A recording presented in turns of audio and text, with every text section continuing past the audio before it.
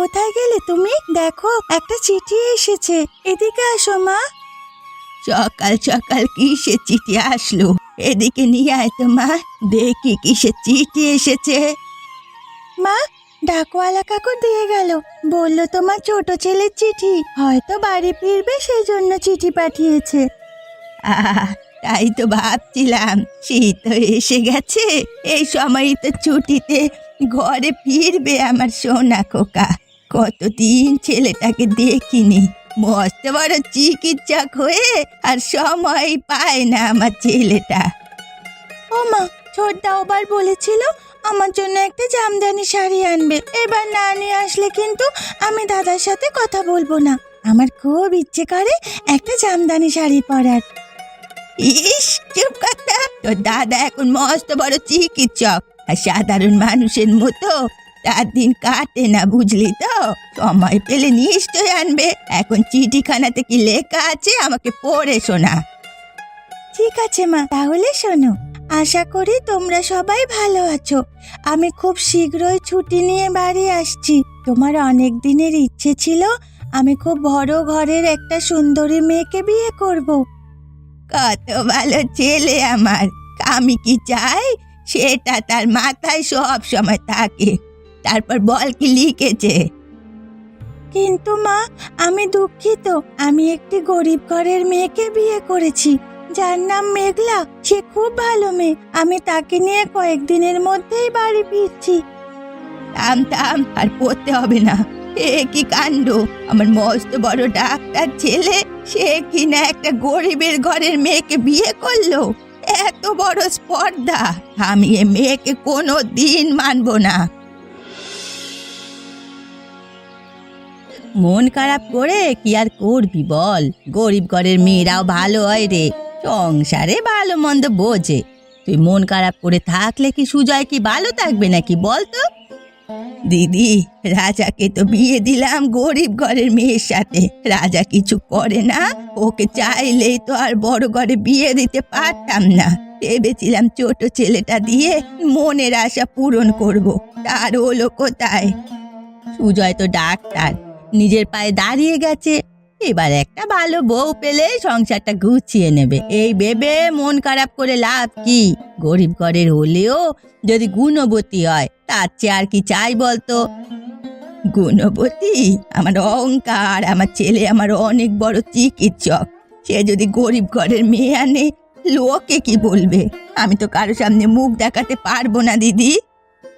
লোকে কি বলবে সেটা বড় কথা নয়, তোর ছেলে সুখী হচ্ছে কিনা সেটাই তো আসল ব্যাপার। লোকে তো অনেক কিছুই বলে, তাই না? ছেলেকে মানুষ করলাম, এত বড় চিকিৎসক বানালাম, আর সেই ছেলে আমার একটা মনের আশা পূরণ করলো না। খুব কষ্ট পেলাম গো দিদি, খুব কষ্ট পেলাম। আশা করি নতুন বউ এলে তোর মনটাও ভালো হয়ে যাবে। এত মন খারাপ করিস না, বরং আয়, নতুন বউ এলে তাকে কিভাবে বরণ করা যায় সে ব্যবস্থাই করি। বৃষ্টি তো কত খুশি। না গো দিদি, আমি ও মেয়েকে বরণ করতে পারবো না। তোমরা করো তাহলেই হবে, আমাকে মাফ করো দিদি। মা, নতুন বউ এসে গেছে, চলুন বরণ করে নিয়ে আসি। অনেকক্ষণ থেকে বেচারি দাঁড়িয়ে আছে। শোনো বৌমা, আমার আর কোনো ইচ্ছে নেই, তুমি গিয়ে বরণ করো। আমার সহজ সরল ছেলেটাকে ফাঁসিয়ে ওই মেয়ে বিয়ে করেছে, এইসব আমার আর বুঝতে বাকি নেই। আমি যাব না।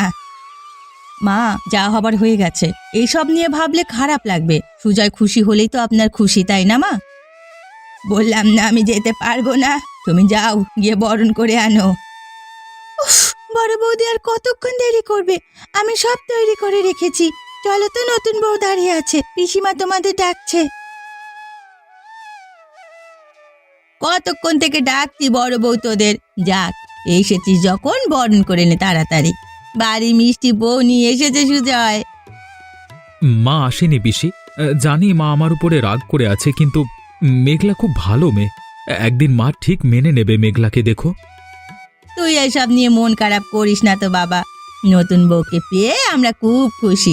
কাল রাতে বৃষ্টি তোর বিয়েতে খুশিতে ঘুমায়নি, পাগলি মেয়ে একটা। শোনো ছোট বউ, এই সংসারের অর্ধেক দায়িত্ব কিন্তু তোমার। যাক, আমি বাঁচলাম, আমার একটু কাজের চাপ কমলো। সে কি আর বলতে বড় বউ? তুমি তো সব সময় কাজে ফাঁকি দিতে পারলেই বাঁচো। সবাই তাড়াতাড়ি বসে পড়ো, নতুন বৌদি সবার জন্য পিঠা তৈরি করেছে।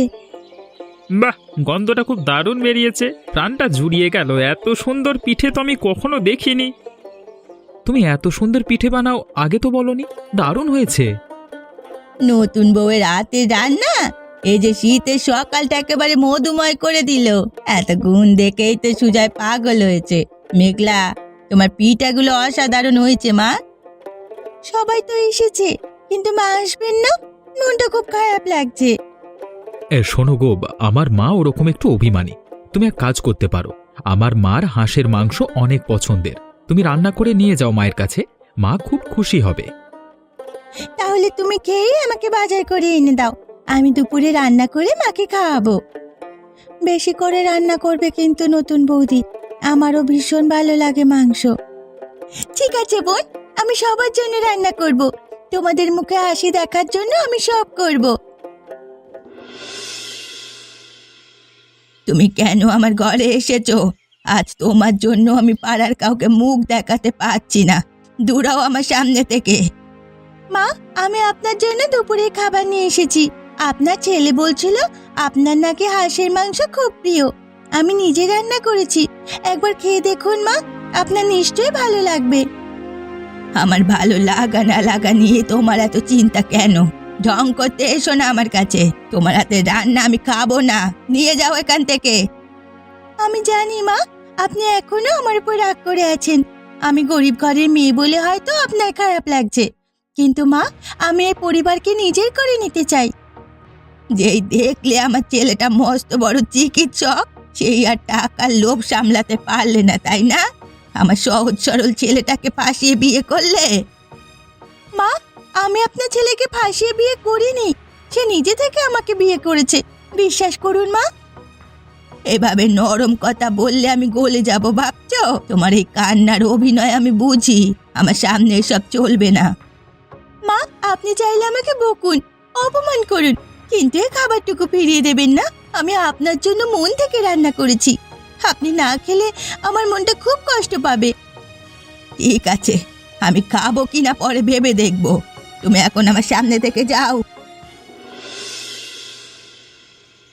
কিরে, দুপুরবেলা দেখলাম তোর ঘর থেকে নতুন বউ কান্না করতে করতে বের হয়ে গেল। আর বলো না দিদি, আমার জন্য হাঁসের মাংস রান্না করে নিয়ে এসেছিল, আমি একটু বকা দিয়েছি, তাই কান্না করতে করতে বার হয়ে গেছে। বউটা কিন্তু অনেক ভালো গো, দুপুরে সবার জন্য রান্না করেছিল, পিঠা খেয়ে প্রাণটা ঝুরিয়ে গেল, কিন্তু তুই তো আসলি না, তাই নতুন বউ তোর পছন্দের খাবার নিয়ে এসেছিল, তুই না করায় হয়তো খুব কষ্ট পেয়েছে। হাঁসের মাংস কিন্তু আমি ফেলে দেইনি দিদি, আমি অতটাও কঠোর না, একটু চেখে দেখলাম। শীতের দিনে এত ভালো রান্না আমি বহুদিন খাইনি। ওর হাতে রান্না মন্দ নয়, কিন্তু তা বলে কি আমি ওকে সাথে সাথে মেনে নেব? দেখ, যা অবাতা হয়ে গেছে, কিন্তু এইসব নিয়ে পড়ে থাকলে সংসারে অশান্তি বাড়বে। মেয়েটা দুদিনেই বাড়ির সবার সাথে মিশে গেছে, খুব মন দিয়ে সংসারের কাজ করে। তা ঠিক বলেছ দিদি, নিয়তিকে দিয়ে তো কোনো কাজ হয় না, সারাদিন শুধু গল্প আর বসে থাকা। আমার বড় ছেলে রাজাটাও কেমন যেন উদাসীন আজকাল। মেঘলাকে দেখে মনে হচ্ছে সে সত্যি সংসারটা গুছিয়ে নেবে। এই তো আসল কথা এলি, মেঘলার মতো গুণবতী বউ ঘরে আসা তো ভাগ্যের ব্যাপার। ওকে ভালো চোখে দেখ, দেখবি তোর মনে সব মেঘ কেটে যাবে।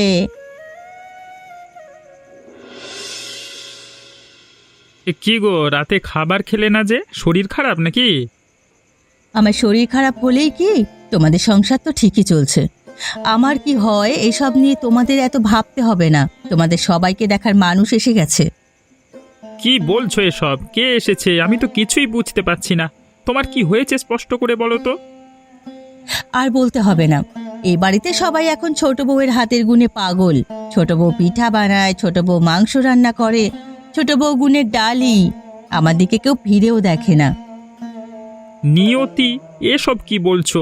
আরে মেঘলা তো নতুন এসেছে, সে ভালো রান্না করে বলে সবাই তার প্রশংসা করছে। এতে তোমার এত হিংসে হচ্ছে কেন? সে তো বরং তোমার কাজে চাপ কমাতে সাহায্য করছে। সাহায্য? সে আমাকে সাহায্য করার জন্য এসেছে, সবার চোখে ভালো সাজার চেষ্টা করছে। দেখছো না, কালকে এসেই সে বাড়ির সবার মন জয় করে নিল। তোমার মাথা ঠিক আছে তো? মেঘলা খুব ভালো মেয়ে, শান্তিতে সংসার করতে শেখো, ওর গুণ আছে বলেই সবাই ভালোবাসছে। হ্যাঁ, আমার তো কোনো গুণই নেই। এত বছর সংসারের জন্য খাটলাম, কেউ কোনোদিন নাম করলো না। মার মন পর্যন্ত গলতে শুরু করেছে।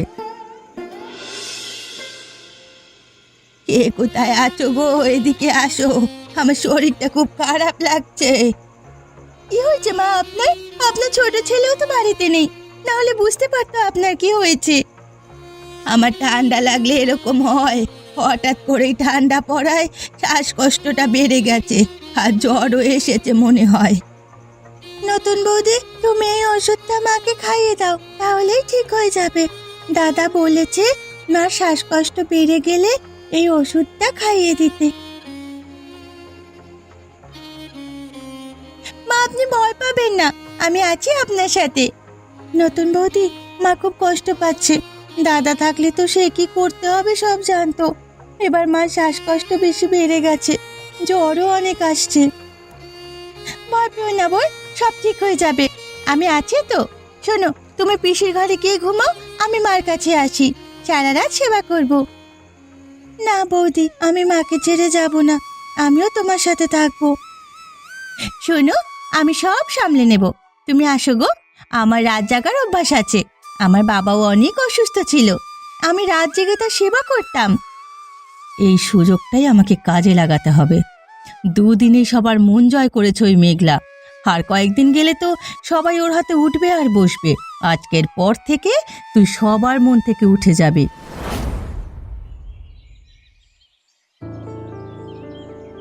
এ কি সর্বনাশ হলো, আমার গয়নার বাক্সটা খুঁজে পাচ্ছি না, সবাই এদিকে এসো। কি সর্বনাশী কথা বলছিস? ভালো করে দেখ, কোথাও আছে নিশ্চয়ই। ভালো করে দেখেছি গো দিদি, আমার সব গয়না চুরি হয়ে গেছে। কাল রাতে মেঘলা ছাড়া আর কেউ আমার পাশে ছিল না, সারা রাত জেগে আমার সেবা করছিল। এই সুযোগে নিশ্চয়ই সে গয়না সরিয়েছে। এসব আপনি কি বলছেন মা? আমি গরিব ঘরের মেয়ে হতে পারি, কিন্তু কোনোদিন চুরি করিনি। বিশ্বাস করুন মা, আমি কিচ্ছু করিনি। মা, তুমি এসব কি বলছো? মেঘলা এত ভালো মেয়ে, আর তুমি ওকে চোর বলছো?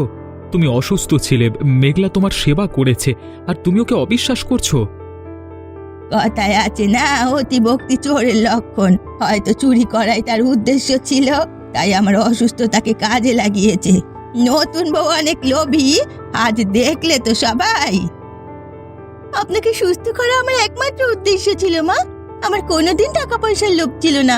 আর মা, আমি দুদিন হলো এই বাড়িতে এসেছি, আমি কি করে জানতাম গয়নার বাক্স কোথায় আছে?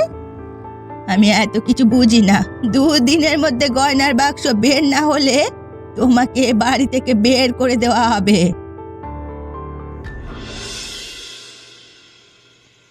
আচ্ছা পিসি, নতুন বউ এত ভালো একটা মানুষ, সে কি পারে গয়না চুরি করতে? আমার বিশ্বাস হচ্ছে না নতুন বৌদি এসব করেছে। না রে সোনা, মেঘলা কখনো এমন কাজ করতে পারে না। ওকে দেখে কখনো মনেই হয় না সে এমন দ্বারা কাজ করবে। আমার মনে হয় চোর এ বাড়ির ভেতরেই আছে। কি বলছো তুমি পিসি? চোর এ বাড়িতেই আছে? আমি কিছু বুঝতে পারছি না তোমার কথা। শোন রে মা, কখনো কখনো চোখে যা দেখা যায় তা সত্যি নয়, আর যাকে সবাই ভালোবাসতে শুরু করে তাকে ঘৃণা করার মানুষও তাকে। আমার মনে হচ্ছে কে যেন ইচ্ছে করে ছোট বউকে ফাঁসিয়েছে। পিসি, তুমি তো অনেক বিচক্ষণ, তুমি কি বুঝতে পারছো না কে এই কাজটা করেছে? বুঝতে বাকি নেই রে, যখন মেঘলার চোখ দিয়ে অজরে জল পড়ছিল ঠিক তখনই মুচকি করে আসতে দেখেছি বড় বউকে। কি, এ কাজ বড় বৌদি করেছে? আমি কালকেই সবাইকে জানিয়ে দেবো পিসি, ছোট বৌদির কষ্ট আমি আর সহ্য করতে পারছি না। আহা, এভাবে জানালে সবাই বিশ্বাস করবে না, বিশেষ করে তোর মা। বড় বউ নিজের মুখে সব স্বীকার করবে। আমার একটা বুদ্ধি আছে, শোন আমার বুদ্ধিটা। হ্যাঁ পিসি, তুমি ঠিক বলেছো। কি বুদ্ধি পিসি, বলো আমাকে। আমি চাই না নতুন বৌদি আর কষ্ট পাক। আমি সবাইকে ডেকে বলবো এই গয়নার বাক্স আগে যারা চুরি করেছে তারা এক রাতের মধ্যে মারা গেছে, তবে গয়নার বাক্স ফিরিয়ে দিলে সব স্বীকার করলে বেঁচে যাবে। তুমি খুব বিচক্ষণ পিসি, এবার নিশ্চয় সত্যিটা বেরিয়ে আসবে। কি গো দিদি, তুমি সবাইকে এখানে ডেকেছো কেন? এমনি মনটা ভালো নেই, বলো কি হয়েছে? আমি ডেকেছি তার কিছু কারণ রয়েছে। আমি চাই না কারো কোনো ক্ষতি হোক, সামান্য গয়নার লোভে কারো জীবন চলে যাক। এই গয়না কে চুরি করেছে সেটা আমাদের সবার জানা আছে, আর আমি আমার গয়না 2 দিনের মধ্যে না পেলে তাকে বাড়ি থেকে বের করে দেব। এ গয়না আমার ঠাকুমার গয়না। এ গয়না যে চুরি করেছে সে আজকে রাতের মধ্যেই মারা যাবে। ঠাকুমা আমাকে এইসব কথা বলে গেছে মারা যাওয়ার আগে। এ তুমি কি বলছো পিসি? তাহলে তো আজকে রাতে যারা যারা এই পাড়ায় বা গ্রামে মারা যাবে তাদের মধ্যেই চোর থাকবে। ঠিক তাই, এই গয়না চুরি করে কেউ বাঁচতে পারেনি। আমি চাই না সামান্য গয়নার লোভে এ বাড়িতে আর কারো ক্ষতি হোক, কারো জীবন চলে যাক। এ বাড়ির একটা ঐতিহ্য আছে, আবার অভিশাপও আছে, তাই কথাটা তোমাদের জানালাম। পিসিমা, এসব কি বলছেন আপনি? এসব শুনে আমার হাত পা ঠান্ডা হয়ে যাচ্ছে। যা সত্য আমি তাই বলছি রাজা। আমি জানি চোরা আমাদের মধ্যেই আছে, হয়তো লোভে পড়ে সর্বনাশ করেছে, কিন্তু আমি চাই না সে মরে যাক, তাই চোরকে আমি শেষ সুযোগ দিচ্ছি। বড় বৌদি, তুমি এত ঘামছো কেন? কিছু হয়েছে কি? না গো, শরীরটা একটু খারাপ লাগছে। কোথায়? কিছু হয়নি তো আমার, আমি ঠিক আছি।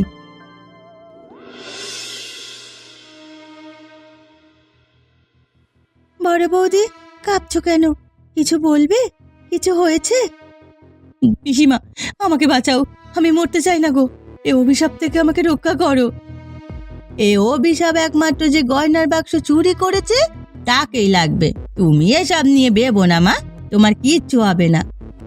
আমি চুরি করেছিলাম পিসি, গয়নার বাক্সটা আপনার ঘর থেকে আমিই সরিয়েছি মা, আমাকে ক্ষমা করুন। আমি মরে যাব। গয়না চুরির অভিশাপের কথা শুনে আমার বুক কাঁপছে, আমি মরে যেতে চাই না। নিয়তি, এ কি বলছিস তুই? তুই এত বড় সর্বনাশ করেছিস কেন? কিসের লোভে? আমি হিংসায় এসব করেছি। সবাই ছোট বউয়ের গুণে মুগ্ধ ছিল, এটা আমি সহ্য করতে পারিনি।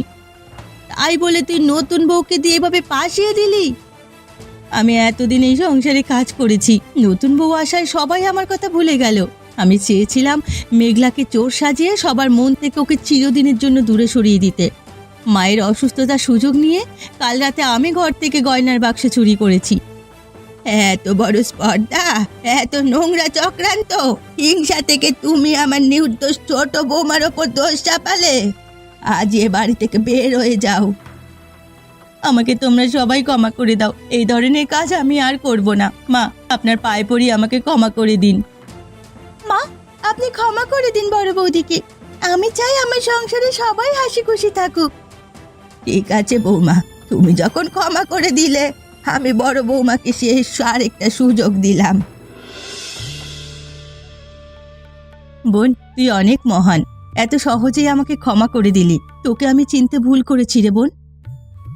দিদি, পুরনো কথা ভুলে যান, মানুষ মাত্রই তো ভুল করে, আমাদের উচিত সবাইকে তার ভুলের একটা সুযোগ দেওয়া। তুই খুব ভালো রে বোন। শোন, আমিও তোকে সাহায্য করছি। আজ থেকে শুধু দিদি না, আমি তোর বন্ধুও। বাহ, কি দারুণ গন্ধ আসছে! হ্যাঁ নিয়তি, তুমি আজকে রান্না করেছো নতুন বউয়ের সাথে? তোমার হাতের রান্নার গন্ধটাও চেনা চেনা লাগছে গো। হ্যাঁ গো, আজ মেঘলার সাথে আমিও রান্না করছি। ও আমাকে অনেক কিছু শিখিয়ে দিচ্ছে। আজ সকালে থাকছে হাঁসের মাংস, সাথে মেঘলার বানানো নতুন ধরনের পিঠাও আছে। বাবা বাবা, গন্ধেই প্রাণটা জুড়িয়ে গেল। আমরা সবাই চাই তোমরা দুই যা এরকমই হাসি খুশি থাকো, মিলে মিশে থাকো। তোমরা দুজন একসাথে রান্না করছো দেখে খুব ভালো লাগছে। মেঘলা, তুমি সত্যি আশীর্বাদ হয়ে এসেছো সংসারে। আর নিয়তি, তুমি নিজের ভুল বুঝতে পেরেছো, এটাই আমার শান্তি। তোমাদের রান্না করা খাবার একসঙ্গে বসে খাওয়াচ্ছে বড় আনন্দ আর কি হতে পারে। মা, রান্না হয়ে গেছে, আপনারা সবাই বসে পড়ুন, আমি এখনই পরিবেশন করছি। খুব সুন্দর রান্না হয়েছে নতুন বৌমা, খেয়ে প্রাণটা জুড়িয়ে গেল। সত্যি ওইবার তোমার পিঠা না খেয়ে অনেক বড় ভুল করেছি। এ স্বাদের ভাগ হবে না। তুমি সবার মন জয় করে নিয়েছো মেঘলা। তোমার রান্না আর আমার গুণেই বাড়ির সবার মুখে হাসি ফুটেছে। আমি আজকে খুব খুশি। নতুন বউ, আজকে আমি বুঝতে পারলাম গুণের কাছে বংশ বা আর্থিক অবস্থা তুচ্ছ। আমার খুব ইচ্ছে ছিল বড় ঘরের মেয়ে আনার, কিন্তু আজ বুঝলাম বড় ঘরের মেয়ে আনার থেকে গুণবতী মেয়ে আনা জরুরি। এরকম আরো মজার মজার গল্প পেতে এখনই চ্যানেলটি সাবস্ক্রাইব করুন।